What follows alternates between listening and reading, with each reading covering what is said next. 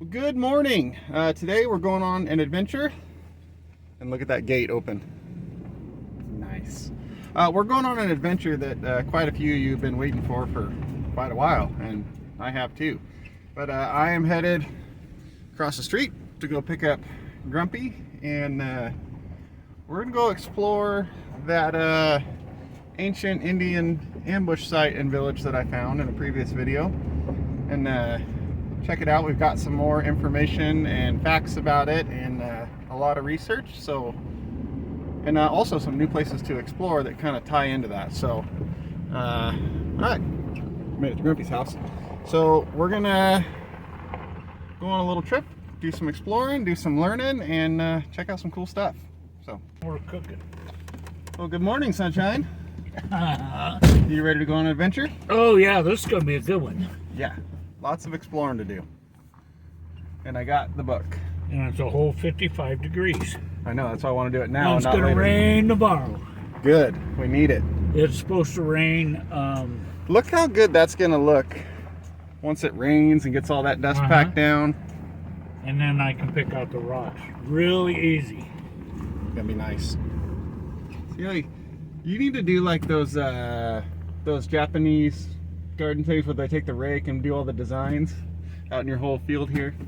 I know feng shui. Hey, guess what? What? You're not the only one with a working gate now. I know. I I heard you fixed it. I fixed it. All by yourself. And because everybody got mad at me, I did put the fuses back in. It was that's what it was? No, it was, I don't really know what the problem was. The wire was glowing red hot when I hot wired it, so I cut the wire and then everything worked. So I don't know what that means, but it's fixed now, so we're good. Okay, so what happened to the Jeep? Yeah. So, After you jumped it. well, that's what happened to the Jeep is I jumped it. So And- now we're driving the Dodge because the Jeep is still broken. Oh, it's still broken. Okay. Yeah. You haven't fixed it yet. No, I'm still waiting on a radiator to show up. Oh, okay. But did you get the windshield fixed? I saw a windshield. My wife got the windshield fixed. Oh, your wife. So she gets the credit for that. See, there you go. Yeah. Give credit where credit's due. Oh yeah. What was that trailer you were towing in yesterday? That's kind of cool. You were towing the trailer behind your tow truck. Oh, that was the pickup bed. That's what I trailer was off my wondering. I Dodge. go, that's half the Dodge. Yeah. But what happened was we were out at Christmas Valley Sand Dunes Right. with the Jeep. And the sand dunes. Yeah, on the dunes, and I was driving along, and then I saw a jump. And he took it. I'm not nearly responsible enough to be faced with that sort of situation, so I jumped it, and it went really well until we got back to camp, and there was a whole bunch of clunking in the steering, and there was coolant all over the front axle. Turns out my bump stops on that Jeep are not the bump stops hitting the axle, they're the sway bars jamming up into the body because the sway bar links are too long. See? So sway bars jammed up into the body because I jumped it like 4 or 5 times because it went so good the first time, because I didn't know everything broke the first time, so I kept jumping it. Kept breaking it. And so sway bars went up, hit the body. It's a unibody, so right in the core support of the radiator, cracked the radiator, and then the sway bar mounts on the axle, it just totally tacoed those, and then those old 30-year-old plastic headlight housings broke, and then I had my headlights on. The ball popped out of its socket and it was sitting on the plastic and just melted its way through the plastic. Everything was smoking into there. So you've been wanting a new front end for that Jeep. the front axle's fine. But the whole rest of the front end? The front axle's fine. I think you should take your wife's Jeep and take the parts off of it and put it on that one so you can have an income to fix her Jeep. I'm not sure I follow where that went at the end there, but anyway, it's going to get all new headlights, which is good because it needed them. All right. It's going to get a new radiator, which is good because it now needs it. And I already fixed the sway bar mount, so that's good. All so right. yeah, the Jeep will be back soon. So looking on the Google Maps, we should go out here and it's going to fork, and we want to go to the right. Correct. And we'll take that all the way to the canal and then go to the left. And then follow the canal all the way in from there. Hopefully. That, or you can go up and there's kind of a loop on the north and you can come back south. I saw that. That looks like it's quite a bit farther Yeah, of it does. a trip. So I think we're going to try hitting the canal. Because if we follow along the canal, we can't miss it. No, that's for sure. I think. Well, And we got big rocks here. Nice big rocks. yeah. That's okay. We're in a full-size Jeep today. Is this guy? So we're here at the canal. Yeah, it does. You can walk across it. Yep. So, But you can't drive down the other side. You have to walk it. yeah. So I think we got to go that way. Yes, and there's a big hole in the road here. Well, there looks like there's kind of a road over. Oh, Boy, yeah. that's the main canal. Yeah, I just looked. We're filming all this on my new phone just to test out and see how it does. I got a new phone yesterday. It's right there. And so we're trying this out. I'm using my old phone as our Direction GPS. finder. Yeah. There's obviously no GPS going to route you anywhere out here, but we're using the Google Earth to kind of, what side's the camera on? That side, to follow along. And we got a pin drop way out in the middle of nowhere here that we're trying to find our way to. Look at this kind of green meadow here. Oh, somebody's been camping there. This would be a real nice spot to camp. Yeah, there's a fire pit. Yeah, and you could stay here with no problem. Yeah, there's not much juniper out here. It's not like over infested like a lot of places. That's actually be a real nice camp spot. Ranchers that have access to drive their tractors and stuff along the canal. That's because there's tractor marks over there, so some kind of a tractor situation. Well, we got tractors. Let's go get them, and we can drive Yeah, around. we'll go down there. We You go should down- have done this on the We'll go tractors. down both sides. We should have done this on the tractors. Yeah, we could have. We got matching tractors. Mine's just like 50 years older than his. But little blue tractors we run around and do work around our properties on. But We're the blue tractor boys. that's right. But yeah, we should do our exploring on the tractors. Yeah. We should be dang near on top of it, like right over in these trees over here. Well, there's something out there. I see it too. So maybe up here we can cut over. But again, it shows road like. Yeah, that's it Yep, there. there it is. Cool. We found it. Yeah. And then we can explain to these people what we're doing and what this is all about. So yeah, the road does turn. And there's even a shady spot to park in, even though it's only 55. Yeah, it's supposed to be 82 today and raining tomorrow. That's why I wanted to come out here this morning and not when it's 82 later on. Yeah, there's that road goes on out. Maybe we can try going out that way. Well, we are. Okay, All right. that's what we're doing. I want to go see this. This is cool. Let's go see it. So this is what we came to find. This is one of the graves. Yeah.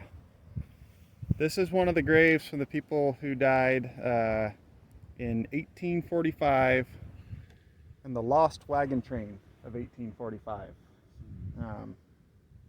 There wasn't a name attached to this one, was there? There is in the book. In the book. We'll have to, it's not on here. We'll have to look up. We have a book that's going to show. I couldn't remember if this was one that had a name. There's a couple that are unmarked, unnamed. They don't know who they actually are. Quite a few people died on this wagon train. It's known as the Meeks train, or the Meeks Cutoff Trail. And Grumpy has been searching for portions of the Meeks Cutoff Trail for a long time. Just curious for Well, a number of years, yeah. And finally, after I found that ambush site, and we did some more research, got a couple books and a lot of internet looking, we found out that the trail actually, Grumpy's been running all over the desert trying to find it. We found out the trail actually goes through both of our properties. It goes right through his front yard and then right over through mine too. And we didn't know we were anywhere near it. This is absolutely awesome. Yeah. So in 1845, in the height of the Oregon Trail gold rush, Yeah. there was Joseph Meeks, was a guy who pioneered a good portion of the this western part of the Oregon Trail. Correct. And he was a very well-known mountain man and all that. And his older brother, Stephen Meeks, was a little jealous of little brother's success because he was supposed to be the mountain man. So the Oregon Trail used to get into the Boise area and then head to the northwest and get up into the Columbia River Gorge and then wrap around the north side of Mount Hood and come out in the Portland, Vancouver area. And then they would drop down into the Willamette Valley from there.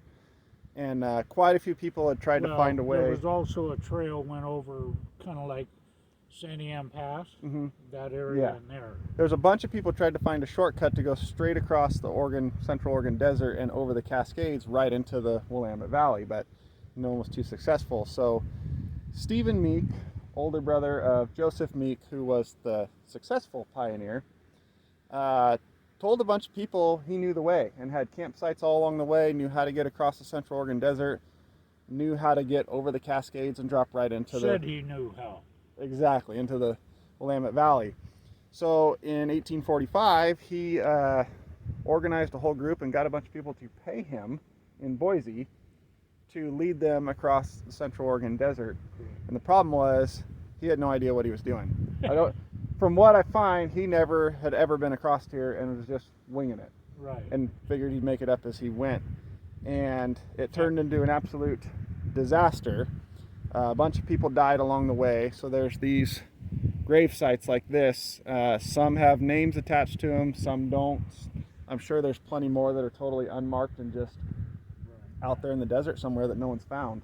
So we're trying to kind of follow the trail because the book kind of ends right here as definitive trail markers until you get to Klein Falls, which is north of Redmond, where this wagon train finally ended up. Actually, there were like 3 parties, maybe 4. So in the middle of all this, about halfway across, everything had gone completely bad. They were already 3 or 4 times over the amount of time it was supposed to take them to get all the way to their destination, and they weren't even halfway across the desert. And it ended up being, all came to a head at a camp one night, and they tried to hang him. They tied him up and were going to hang him, and then in the middle of the night, he escaped. And hasn't been seen or heard of since. Exactly. So did he escape, or did they get him? Is there another one of these unmarked graves somewhere? Well, there's one over by the airport. Yes. So and the one thing that interests both of us is, according to the book, the Meeks wagon train, or portions of it, crossed both of our properties. Which we didn't know until I found that ambush site, and then we started researching the trail, because in 2006 there was an expedition to try to find the trail all the way across, and this expedition spent 3 years starting from the Oregon border with Idaho, coming all the way across, and there's a huge chunk in the middle here that they just couldn't find. They did a very good job of documenting up to this grave, and from this grave is where they pretty much lost it. And then you get over to Klein Falls in the Redmond area. There's another grave over there that is kind of the other point where they're able to tie back into it and then continue on from there. And we think we found where it goes, well, a portion of the center, including across both of our properties, and which was kind of a cool surprise there. But after it all came to a head that one night out in the desert where they tried to hang Stephen Meeks and he escaped, from there everybody just kind of split up and went through. There were 1,200 people and over 200 wagons, and they all kind of split up. There was the coolies, what was the other one? Peters. Something. I'd have to look at the book and remember. There were 3 or 4 different ones that kind of split off and went all different directions.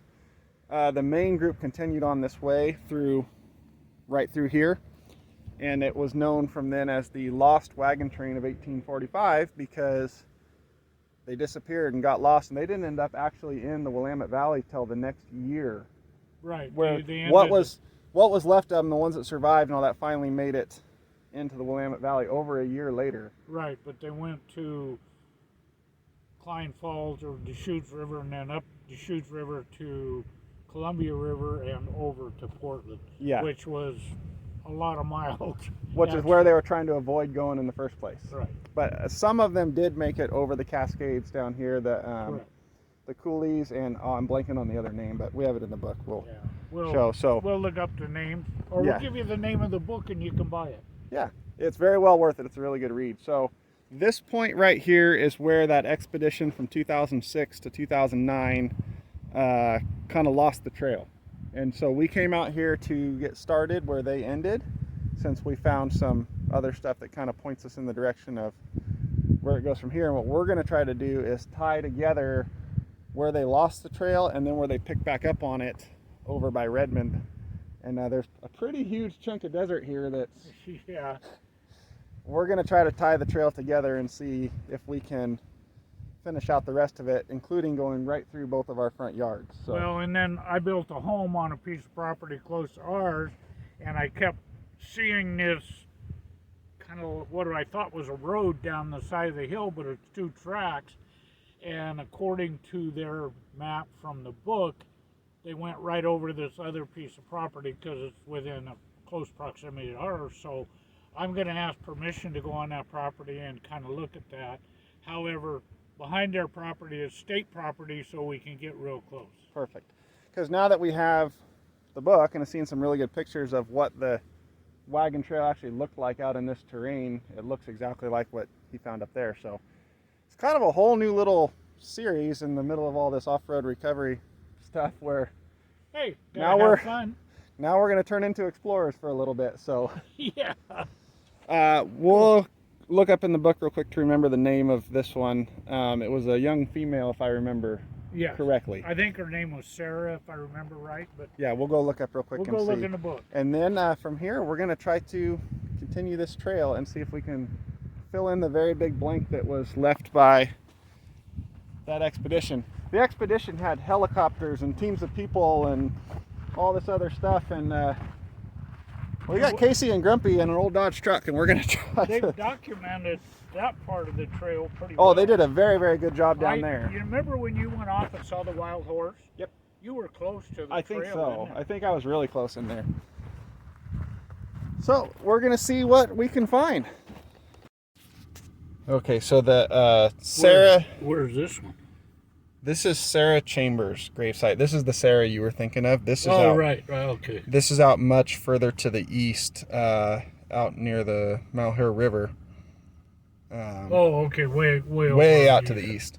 So that's the Sarah you were thinking about. That's another one farther out. This one is right here, and there is no name attached to it. They don't know. They think it was the young female, but it's only the initials J-E-I-E, and no one's been able to figure out what J-E-I-E stands for. So no one knows exactly who that is there, but there's some ideas. And this book here we have is the Meeks Cutoff. This was written by that expedition team who did the big